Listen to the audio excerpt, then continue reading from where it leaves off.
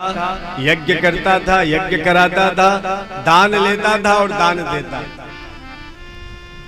ऐसा खटकर्म करने वाला वह ब्राह्मण अजामिल एक दिन समिधा लेने के लिए जंगल में गया और एक शूद्र को वैश्या के साथ रमण करते देख लिया।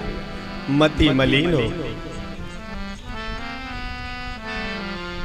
अब उस वैश्या के साथ उसने विवाह का निवेदन किया है, उससे विवाह कर लिया, घर में ले आया। तो महाराज घर की जो ब्याही पत्नी थी उसको घर से बाहर उसने निकलवा दिया। नाना प्रकार की विडंबना उत्पन्न हो गई। एक बार दुष्चित्र देखने का ये परिणाम है। और जो बार बार महाराज देख रहे, अब उनके चित्त की कहां तक गारंटी ली जा सकती। एक बार चित्त में ऐसा दृश्य दिखाई पड़ गया तो मति मलिन हो गई। अजामिल जैसा ब्राह्मण भी पथभ्रष्ट हो गया।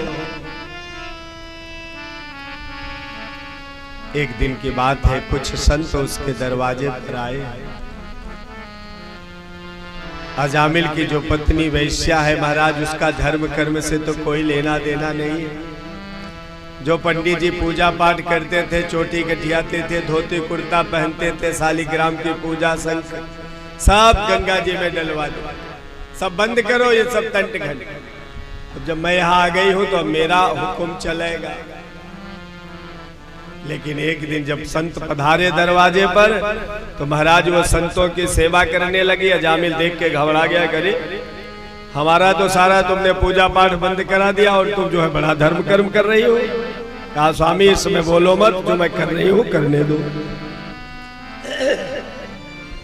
कहा सुनो, तुम्हारे बारे में ये अगर संत लोग जान जाएंगे तो श्राप दे देंगे और तुम जल के भस्म हो जाओगे, सारे लोग हम सब लोग नष्ट हो जाएंगे। कहा महाराज अब समय संतों की सेवा में बड़ा सुख मिल रहा है, अब जो होगा देखा जाए। अजामिल ने अपनी सारी कथा व्यथा सुना दिया। संतों ने विचार किया कि अब हमने इसके घर का अन्न खाया है, अगर हमने इसके घर प्रसाद पा लिया और फिर भी इसका कल्याण नहीं होगा तो महाराज संतों की मर्यादा नष्ट हो जाएगी। कोई तपस्वी ब्राह्मण, कोई साधु संत आपके दरवाजे पे आए और एक गिलास पानी पी ले तो महाराज आपके सारे पाप नष्ट हो जाए। संतों ने प्रसाद ग्रहण किया और उसको आशीर्वाद दे दिया कि अब जो बेटा होगा तुम्हारी पत्नी के गर्भ से उसका नाम नारायण रखना, यही मेरी दक्षिणा होगी। और यही उपाय बता करके चले गए। कालांतर में उसके घर में 10वें पुत्र के रूप में बेटा पैदा हुआ तो उसका नाम नारायण रख दिया। और सबसे छोटा बेटा बड़ा प्यारा होता है, बड़ा दुलारा होता है। नारायण नारायण कह करके पुकारता। अजामिल जब देखो तब नारायण, बेटा नारायण तूने खाया कि नहीं, बेटा नारायण तूने नहाया कि नहीं। सुबह से शाम तक वही नारायण की सेवा में लगा रहता। समय पूरा हो गया। एक दिन विष्णु, एक दिन जो है यमराज के दूत पधारे। यमराज ने कहा देखो नारायण, देखो अजामिल जो है बहुत बड़ा आतताई है, दुष्ट है, दुरात्मा है। वो एक दो दूतों के साथ आने वाला नहीं, उसके लिए 3-3 दूतों को भेज। और जब महाराज काले काले खड़े बाल वाले, बड़े बड़े दांत वाले, बड़ी बड़ी आंखों वाले काले कलूटे जो है यमदूतों को देखा तो अजामिल घबरा गया। और घबरा करके किसको पुकार रहा है? दूर है क्रीडन का सक्तम पुत्रम नारायणा वयम प्लावितेन स्वरेणोच्चै आजुहाव कुलेन्द्रियः। बेटा बहुत दूर नहीं था।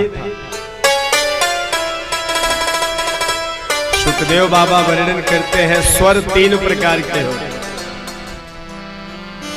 ह्रस्व, दीर्घ और प्लुत। प्लावितेन स्वरेणोच्चै। सुखदेव बाबा कहते हैं पास में ही खड़े नारायण को उसने बड़ी तेज से आवाज लगाई। दूरे क्रीडन का शक्तम पुत्रम नारायणामय।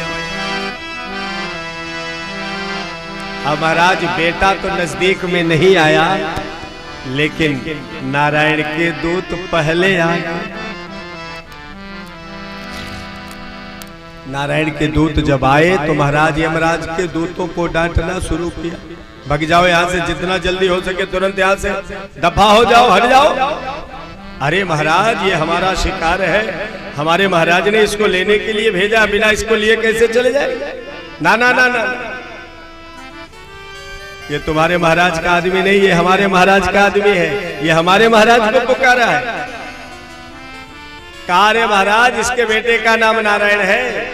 हाँ सुनो, इसका बेटा तो आज पैदा हुआ है और हमारे प्रभु वो आदि नारायण है।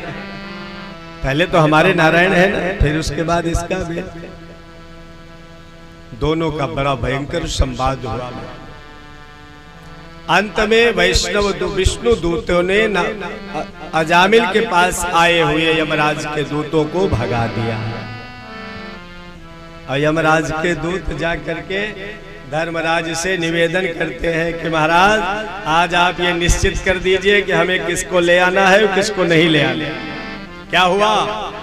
कहा हम लोग ले आने गए थे अजामिल को, और वहां ये नारायण कौन है? नारायण के दूत वहां पहुंच करके हमको डांट करके भगा। धर्मराज ने बड़ा सुंदर उपाय बताया। सांकेत्यम पारिहास्यम वा स्तोभम हेलनमेव वैकुंठ नाम ग्रहण मशेषाधरम विदुः। बड़े ध्यान से सुने, ये बात बड़ा महत्वपूर्ण है।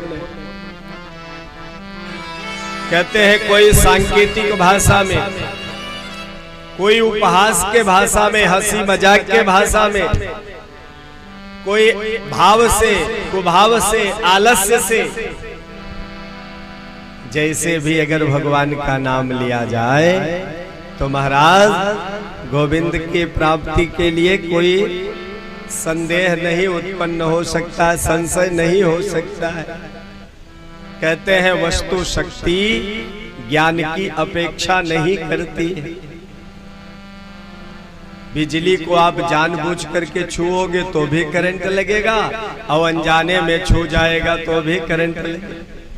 जहर को जान करके पीजिए तो भी मृत्यु, अनजाने में अंदर गया तो भी जय जय सिया राम।